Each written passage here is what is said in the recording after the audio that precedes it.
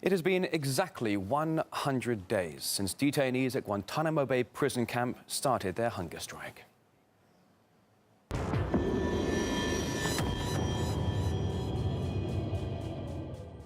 Now, the official number of inmates refusing food has been increasing on an almost daily basis and has reached at least 100. Around 30 hunger strikers are being subjected to force feeding, a controversial tactic condemned by the UN and the international medical community as inhumane.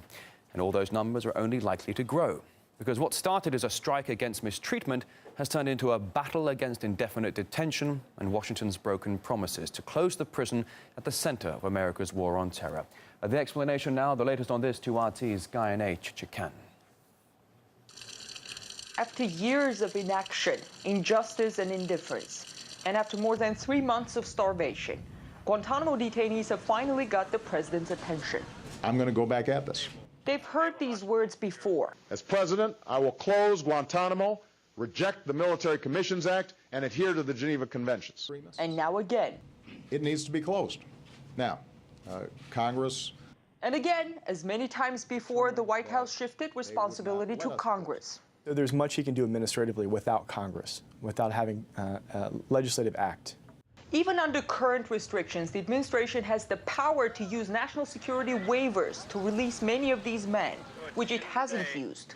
It's the charge that, well, the fear that if you release some of these prisoners that have been accused of being terrorists in the past, and they do something else, or you find them going into terrorist organizations, you'll pay a heavy political price for that. So many of these men have fallen victim not just to their wrongful capture, but also to U.S. politicians' assumptions of what they may or may not do in the future. But you can't hold people on a maybe. You know, this isn't, we're not future police here. So far, the administration's only response to the crisis at Guantanamo has been to force feeding tubes down detainees' nostrils. The fact of the matter is that when an individual makes a decision of sound mind, makes a decision to refuse food as a political protest, then, as we said in our joint statement, it is not open to a state in those circumstances to force them to eat. And the force feeding here involves the insertion of a tube of some significant diameter through the nasal passages and into the stomach in the most horrible of circumstances. The UN Special Rapporteur on Human Rights also told me that he was encouraged to hear the president once again express commitment to close the infamous prison. The President of the United States has said Guantanamo is a problem, and yet on the ground, for some reason, the camp administration continues to treat these men inhumanely and to not deny them basic dignity. For years, the administration has engaged in verbal and legal acrobatics to justify its inaction on Guantanamo, and it's still not clear how long before people there start dying. But one thing is clear: the elephant in the room just got too big to ignore. In Washington, I'm Guyanay Chichikan.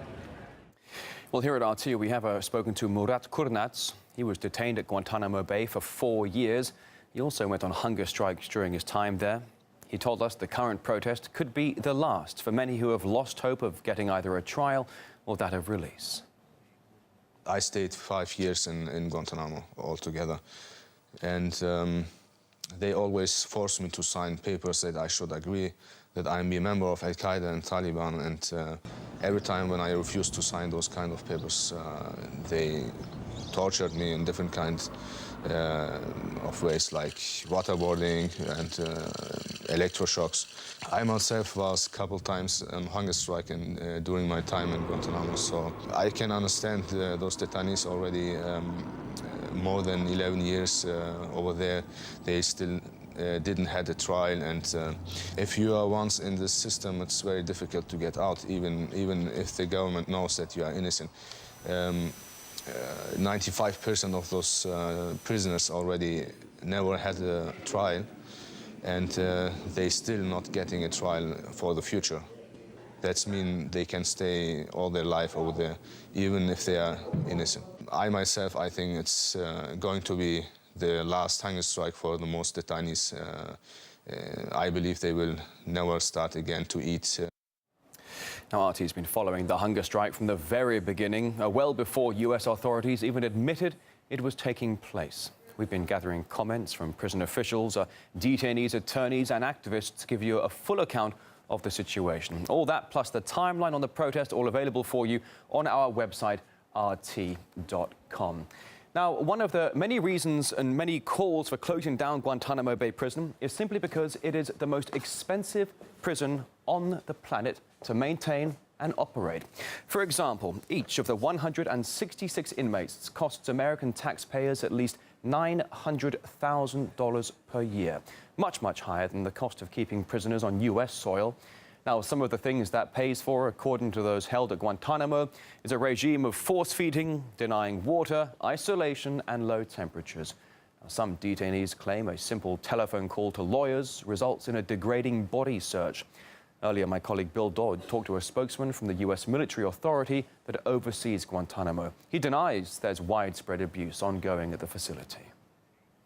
When a detainee leaves the camp, they get what we call a full frisk, which is a pat-down search, not unlike you'd experience going through airport security if you were selected for secondary screening in the United States. It's quick, it's with full clothing on, and it's non-invasive. So the lawyers, it's not the detainee's job to tell the truth. The lawyers just repeat what the detainees say, but all of those allegations are false. What about the allegations of many of those? Let me ask you about the allegations about the unsafe and inhumane force feeding of those prisoners who are on hunger strike. Do you deny that? Well, the policy of the United States is to preserve life through lawful means. We currently have 100 hunger strikers today. We have currently 30 who are being enterally fed. That's using a liquid nutrition supplement. Most of them, when they're ordered to do that, go compliantly and take it.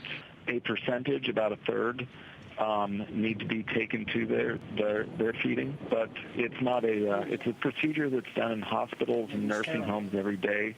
It's not done to harass them, but it's done to sustain life. To sustain life. Well, we've been hearing from the Medical Justice Network, who are saying that doctors are accused of colluding in torture there at the camp, and that's been agreed on by the World Medical Association and the UN.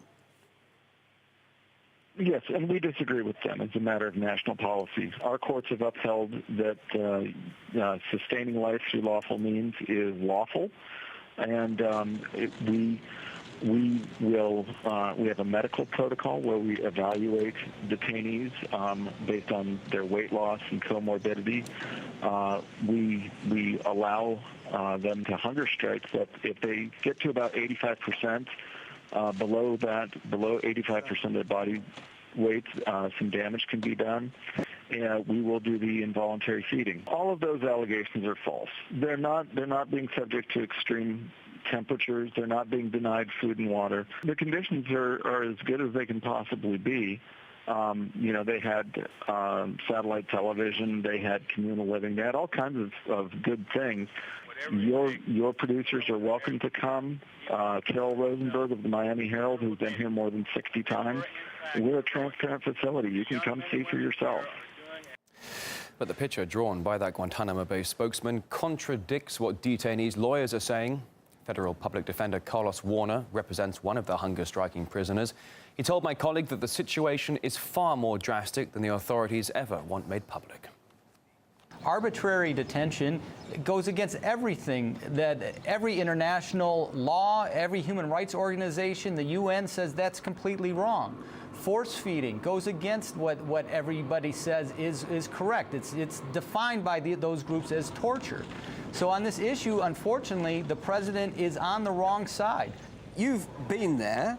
I was talking to the spokesman of the detention center a little earlier here on RT, and he said the conditions were perfectly normal, satellite TV, communal areas. Is that true? No, the military's all wrong, and they're doing all the things to drive in the wrong direction. Remember, this is the same military that denied a strike was going on for a long time. It's the same military that said if you're force extracted from your cell, a tube shoved down your nose, and you're fed, that's not force feeding. The president frames it this way: we've got two bad choices. Either they die or we force feed them. Well, there's a third choice, and the third choice is releasing the innocent men, which he has the power to do. That would end the strike. The military has another choice too. They could negotiate with the men and with people like myself. If they did that, we could end the strike in a week. And we could roll this backwards, but instead of de-escalating, they escalate over and over again. It makes you wonder whether or not the military wants this to continue, because they're certainly doing exactly the opposite of what they should be doing to end the strike.